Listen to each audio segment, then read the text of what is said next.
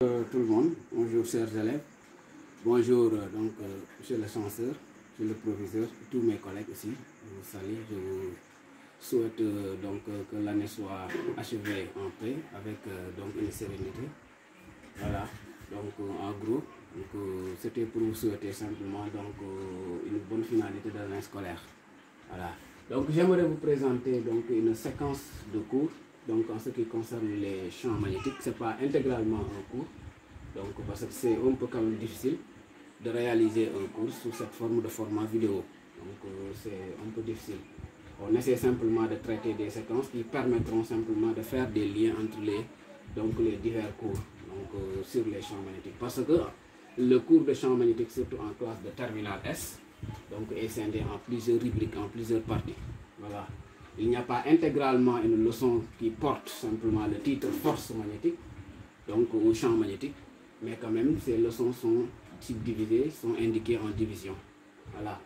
Bien, dans la première leçon, vous allez voir que simplement, vous avez peut-être fait la notion de force magnétique surtout, la force magnétique sur une particule, la force magnétique sur une particule. La force qui s'applique maintenant sur une particule, c'est ce que vous appelez en l'occurrence la force de Lorentz. Voilà. Et maintenant, à part ce type de force en terminale S, vous devez faire même la notion de force, magnétique toujours, mais cette fois-ci qui s'applique sur un solide, sur un conducteur même qui est rectiligne. Solide ou un conducteur même qui est rectiligne. Voilà. Et cette force maintenant, on l'appelle la force de la place. La force de la place. Donc, si vous voulez, on peut subdiviser simplement ce rubrique-là en deux grandes parties.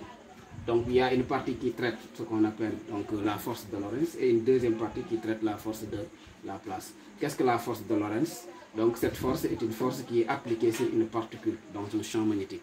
Et la force de la place maintenant, c'est une force justement qui s'applique sur un conducteur rectiligne, parcouru par un courant.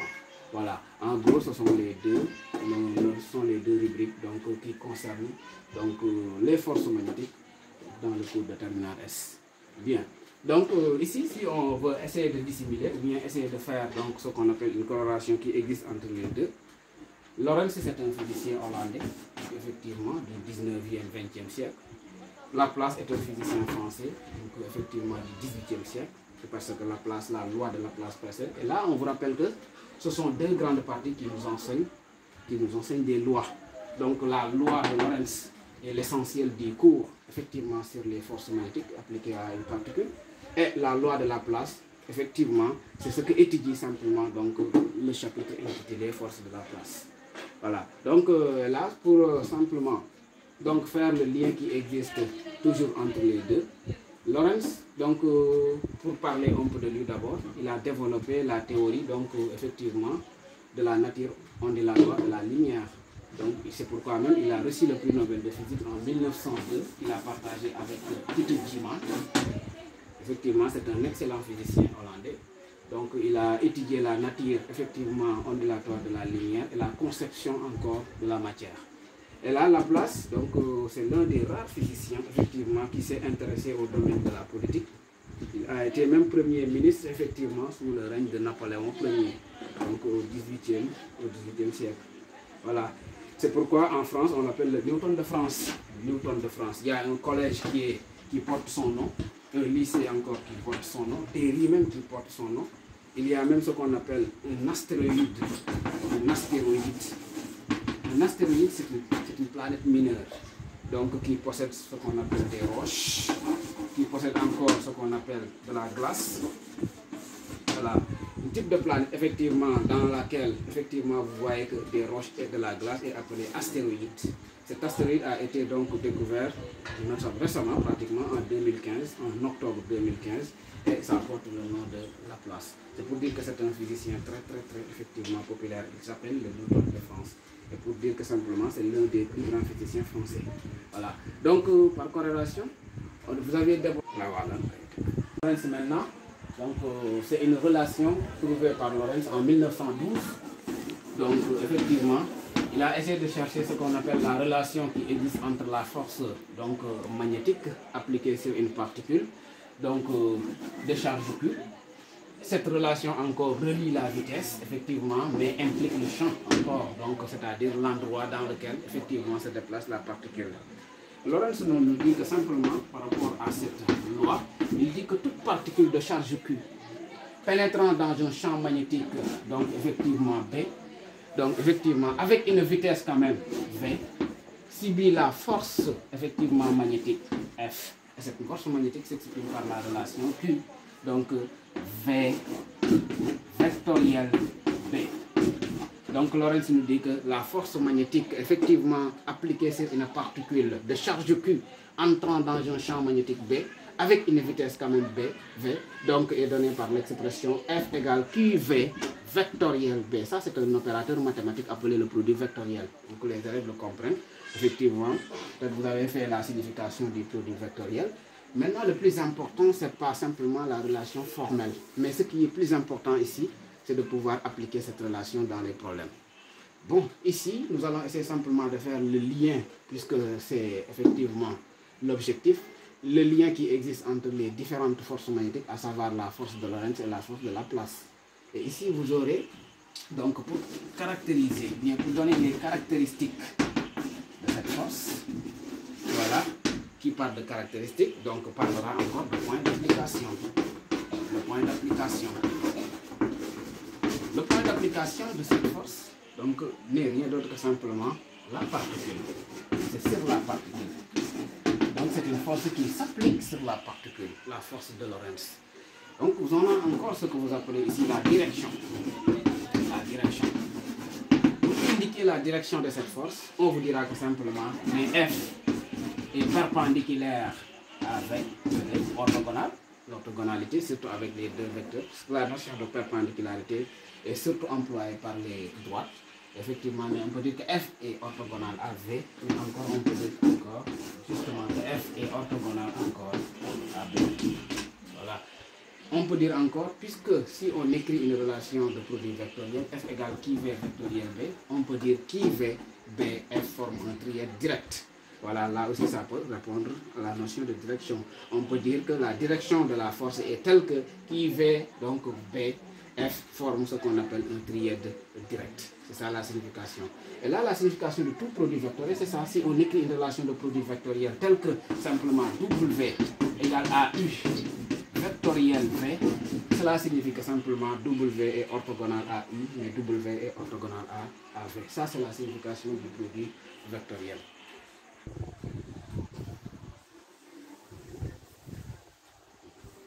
Voilà, l'intensité maintenant. Donc, effectivement, la force fait partie de la troisième caractéristique. Donc, pour cette intensité, donc de la force, partez de la relation F n'est rien d'autre que simplement en intensité, valeur absolue de Q, pour prendre en compte la valeur absolue, parce que la charge peut être négative. Voilà, une force doit être toujours en intensité positive. Voilà, VB directement. Donc, c'est qui VB. Pourquoi? Vous le comprenez, parce que quand on dit, donc, l'expression en parenthèse I, donc vectoriel V. On va déterminer sa norme. Il faut comprendre que ce n'est rien d'autre que simplement CU multiplié par V, multiplié par sinus justement de l'angle formé entre U et V. Et le sinus de l'angle formé entre I et V, vous savez que, donc exactement, donc ce n'est rien d'autre que simplement le produit vectoriel. Vous traiterez des cas où effectivement, donc l'angle formé entre I et V est un angle de 90 degrés. Et si c'est un angle de 90 degrés, donc vous aurez simplement sinus de l'angle alpha. Voilà, sinus de l'angle alpha. Et sinus de 90 degrés vous donnera 1. Mais en gros, c'est ça. Donc effectivement.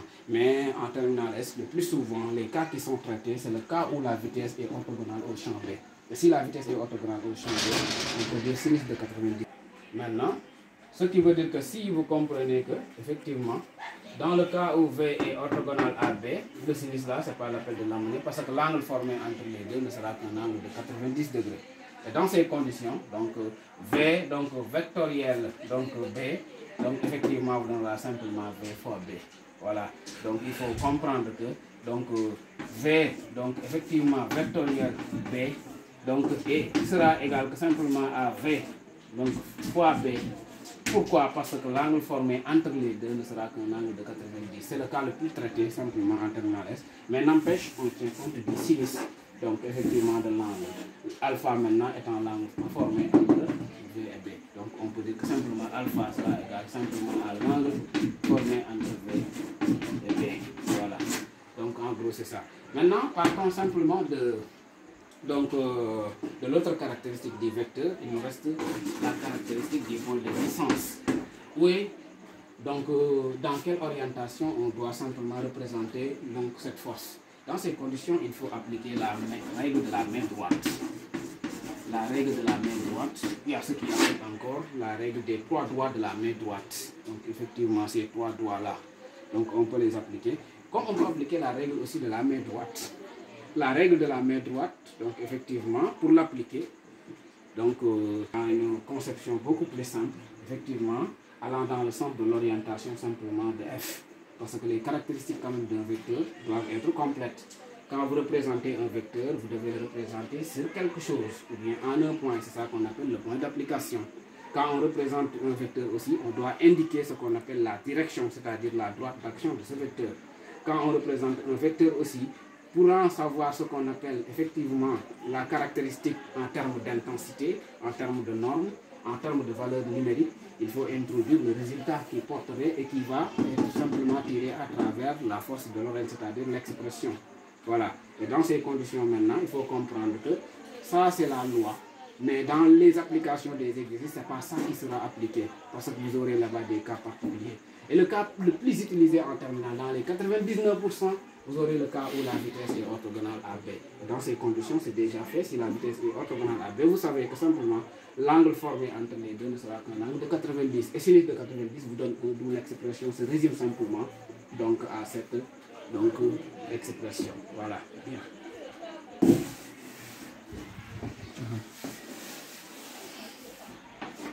Voilà.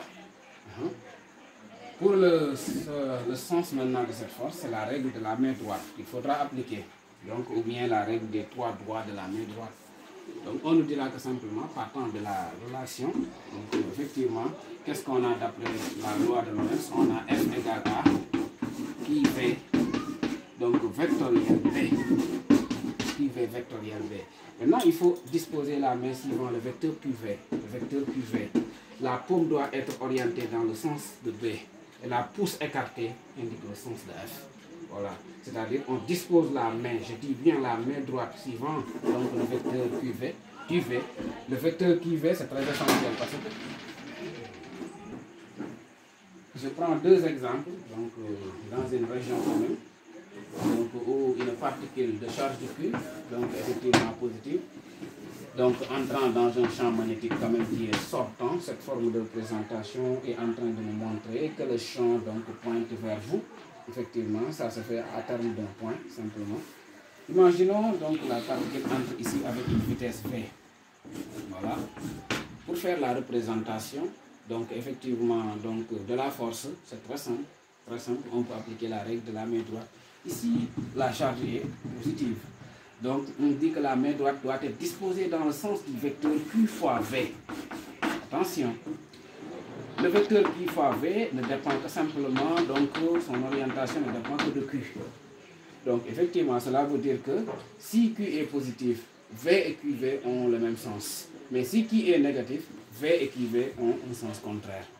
On nous dit maintenant toujours par rapport à cette règle qui fait la représentation tenant compte du point de vue sens, il faut prendre en compte le Q dans la représentation. Il ne faut jamais omettre donc le Q.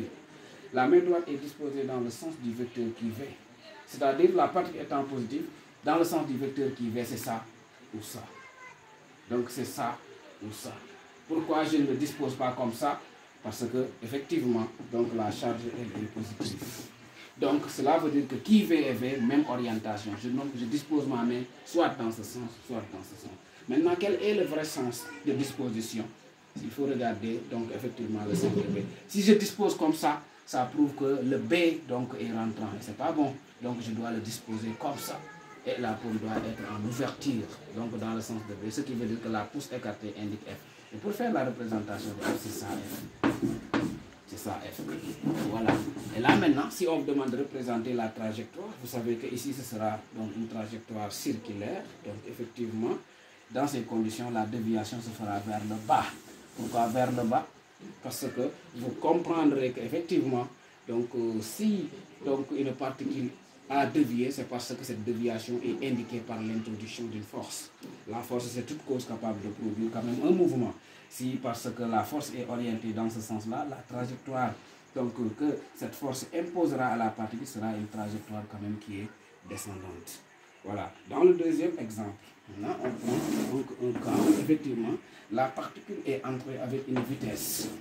Effectivement, je prends un champ qui est sortant, le champ sortant, est entré avec une vitesse quand même V. Je prends d'abord une particule qui est chargée négativement. J'avais pris le cas d'une particule chargée positivement. Donc je prends le cas d'une particule chargée négativement. Dans ces conditions, il faut voir l'orientation. L'orientation ne doit plus être dans ce sens-là, ni dans ce sens. Pourquoi? Parce que qui est négatif? Qui est en négatif, donc c'est dans ce sens ou dans ce sens. Voilà, c'est ça l'orientation. Maintenant, comment on doit orienter la main? Il faut l'orienter de telle sorte que la paume soit donc en quelque sorte ouverte. Donc effectivement dans le sens de B.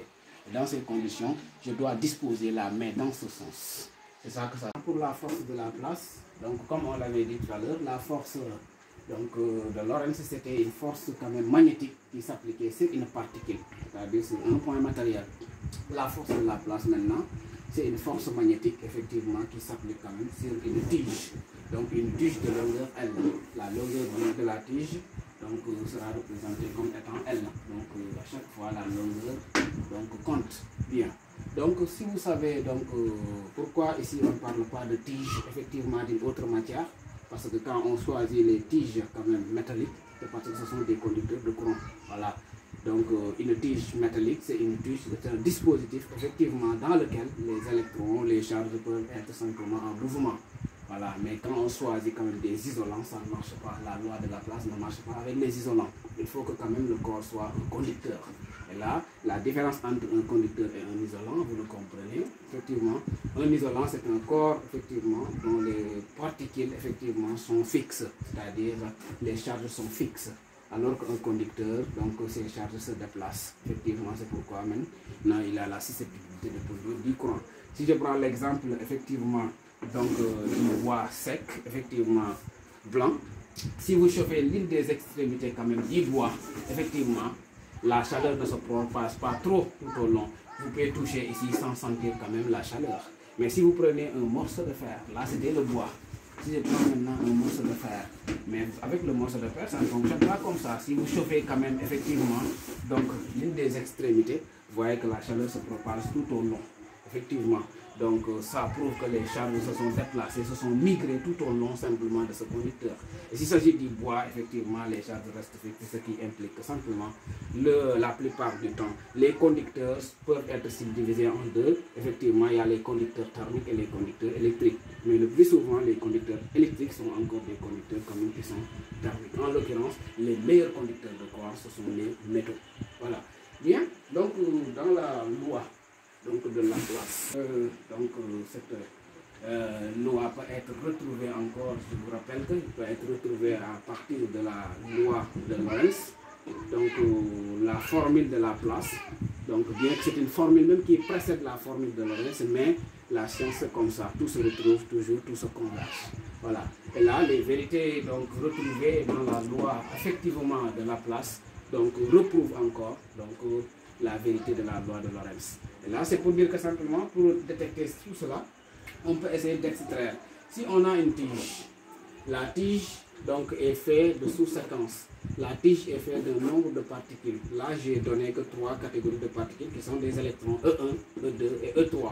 Maintenant, chaque électron est muni de sa vitesse V. Tous les électrons quand même ayant le même comportement. Donc, dans le conducteur, ils sont munis de la même vitesse normale. Donc, il n'y a pas de V1, de V2 ou de V3. Voilà. Donc ce sont des électrons, sont des particules de même nature, de même charge. Voilà. Donc on essaie de les normer, c'est parce que simplement on veut faire donc la résultante de l'ensemble des forces qui s'appliquent sur ce conducteur. Bien. Voilà. Maintenant si je donne par exemple, on va dire qu'effectivement la force de Lorentz fait une force simplement qui s'applique sur une particule, alors que la force de la place s'applique sur un solide. Donc on sous-entend la notion, donc laquelle, donc c'est-à-dire la notion suivante, à savoir la force de la place pouvait être peut-être une résultante de l'ensemble des forces de Lorentz.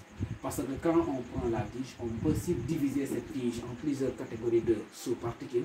Chaque particule se déplaçant, chaque particule est soumise encore à la force de Lorentz. Voilà. Maintenant, la force de la place sera la force donc résultante de l'ensemble de ces forces qui s'appliquent sur cette tige. Bien. Donc, si je m'intéresse à l'électron, donc E1, l'électron E1 sera animé d'une force F1. F1 qui sera égal simplement à Q, donc V, effectivement, vectoriel B. Qui V vectoriel B. Donc, c'est ça qu'on aura pour l'électron 1, qui V vectoriel B. Si je prends encore l'électron 2, donc cet électron 2 sera animé d'une force F2 qui sera égale à qui encore V vectoriel B. Si on prend le dernier électron qui est l'électron N, je peux dire EN, c'est-à-dire je l'ai pris comme étant le dernier électron, on peut avoir des multitudes quand même d'électrons.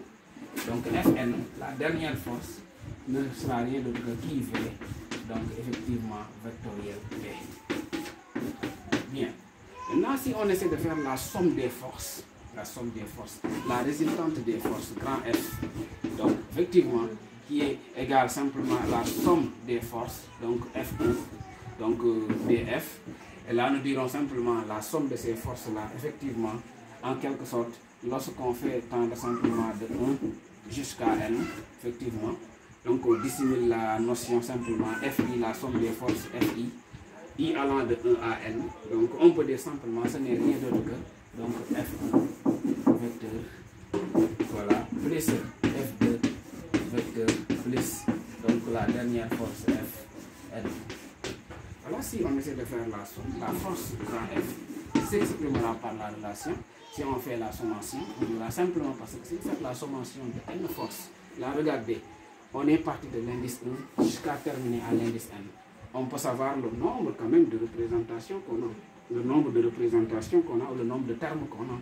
Donc pour savoir donc, le nombre de termes d'une suite, vous l'avez fait peut-être en mathématiques, l'indice du dernier terme c'est N, moins l'indice du premier terme c'est 1.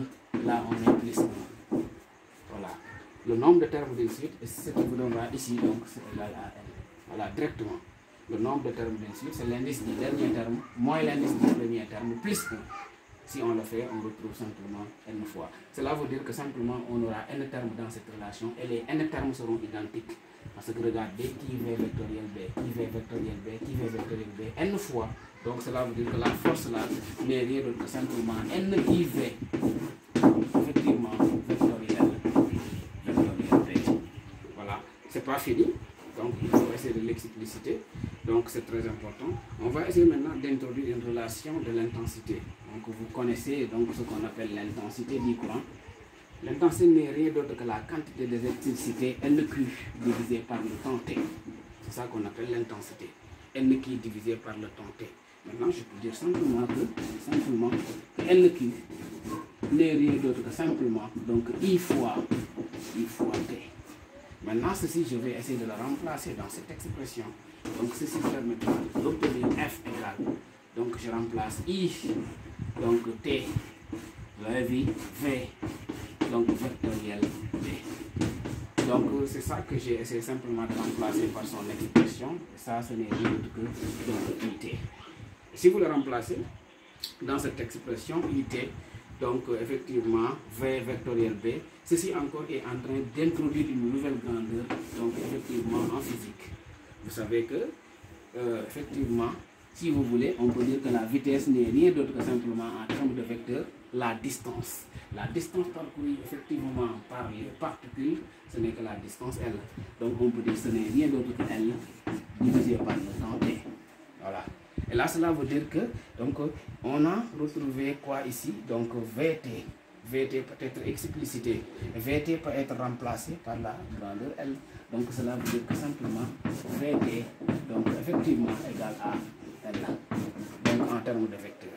Et ceci peut être remplacé dans cette relation. Donc cela veut dire que simplement, si on essaie de développer la force, F sera égal à, donc I, vous savez, le VT est là, le TV. Le TV, ce n'est rien d'autre que L. Et là, on a L. Voilà. Et là, on met le produit vectoriel, on met B. Et c'est fini. C'est ça ce qu'on appelle la loi de Laplace. Donc ça, c'est la loi de Lorentz. Donc F égale qui V vectoriel B. Effectivement, ça c'est la loi de Laplace, IL vectoriel B. Tout à l'heure, on a montré que cette loi pouvait être retrouvée à travers donc directement la loi de Lorentz. Ça, c'est la force magnétique sur une particule. Là, c'est la force magnétique quand même donc sur un solide. Donc cela nous renvoie simplement à l'entendement de savoir qu'un solide est toujours fait de sous-particules. Donc quel que soit le corps que vous voyez, ce corps peut être subdivisé en plusieurs fragmentations, effectivement. Et chaque fragmentation maintenant peut être nommée particule. Alors que simplement le solide alors est fait d'un ensemble de fragmentations. Donc Lorentz nous montre la force magnétique à travers simplement un fragment. Et Laplace nous montre effectivement la force magnétique à travers le solide, donc dans sa globalité. Bien, donc ici on a encore représenté le même dispositif. Donc on peut faire les lois de l'orientation pour pouvoir représenter les forces. Si cette tige-là, donc effectivement, est soumise à un nombre d'électrons de ce genre, placés dans un champ, dans quel sens se déplacerait la tige? On va essayer de voir. Donc si vous regardez, on doit appliquer la règle de la main droite. La main droite, on avait dit, est disposée dans le sens du vecteur qui V. La paume ouverte dans le sens quand même de B. Et la pouce indique simplement F. Donc si vous voulez le voir, donc c'est ça qu'on essaiera de faire. Parce que V est là. Donc on va disposer la main dans le sens du vecteur qui V. Pourquoi on va l'orienter comme ça? Parce que les électrons sont chargés négativement. Donc effectivement, V et qui V n'auront plus la même orientation. Effectivement. Si Q est positif, V et qui V ont la même orientation. Le vecteur qui V doit être orienté comme ça. Donc si on avait à le représenter, le vecteur qui V serait orienté dans ce sens.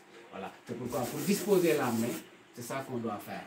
Voilà. Maintenant, pourquoi j'oriente ma main de cette façon? Parce que la paume doit être dans le sens de B. Le B est rentrant sa pointe dans l'intérieur du tableau. Et c'est comme ça qu'on fait. La pouce indique F. Et cela veut dire que ça, c'est la force F. Voilà. La même chose encore, si vous l'appliquez, c'est ça que vous allez faire. Ça vous donne encore la force F2.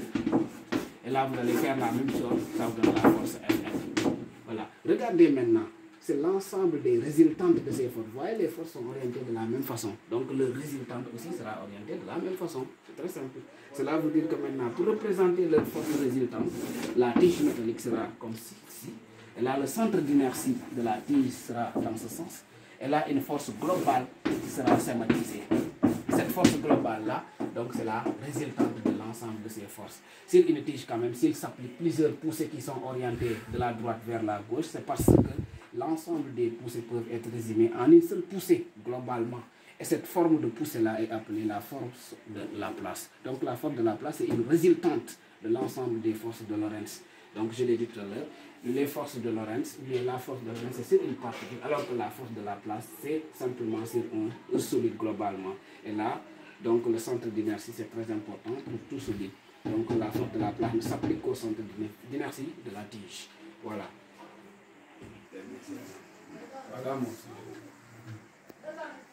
Voilà.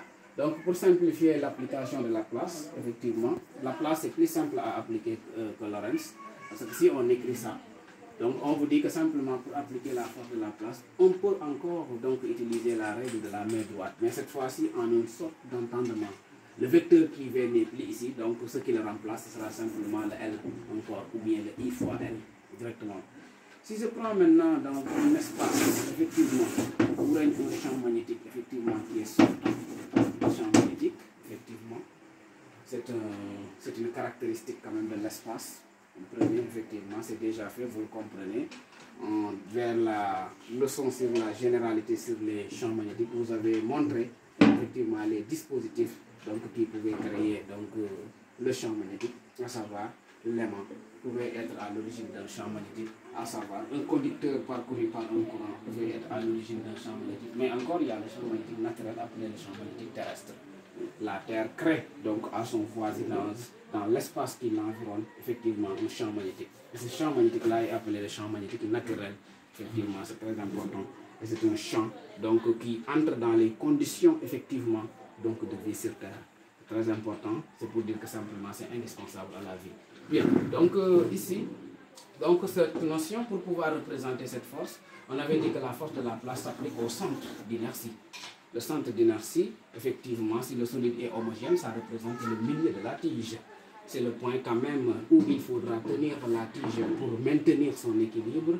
Donc, mais effectivement, c'est un point à travers lequel la répartition de masse à travers de part et d'autre de ce point est équitable. Donc c'est ça qu'on appelle centre d'inertie, on l'appelle centre de masse, on l'appelle centre de gravité au corps. C'est encore ce que vous appelez en mathématiques le barycentre, donc du solide. Bien, donc là, pour schématiser cette force, on vous dit que la main droite maintenant doit être disposée dans le sens de I. La paume encore ouverte dans le sens de B, la pouce écartée va indiquer F. Donc si je le fais, c'est ça qui sera fait. Pourquoi maintenant je dispose la main? Parce que c'est ça l'orientation de I. Si le I était donc du haut vers le bas, j'allais le faire comme ça. Donc pourquoi je ne dispose pas ma main comme ça aussi? Il faut regarder l'orientation du champ est sortant. Donc la paume doit indiquer le sens de B. Et qu'est-ce qui indique F ici? C'est la pouce. Donc c'est ça la force. Donc là, vous voyez tout simplement, c'est ça la force de la place. C'est cette force donc, qui est schématisée sous la forme IL vectorielle B. Voilà. Et là, pour le schématiser, c'est très simple. C'est ça la représentation de la force de la place. Pour indiquer quand même donc, ses caractéristiques toujours. Caractéristiques. Donc, pour indiquer ses caractéristiques donc, de la force de la place.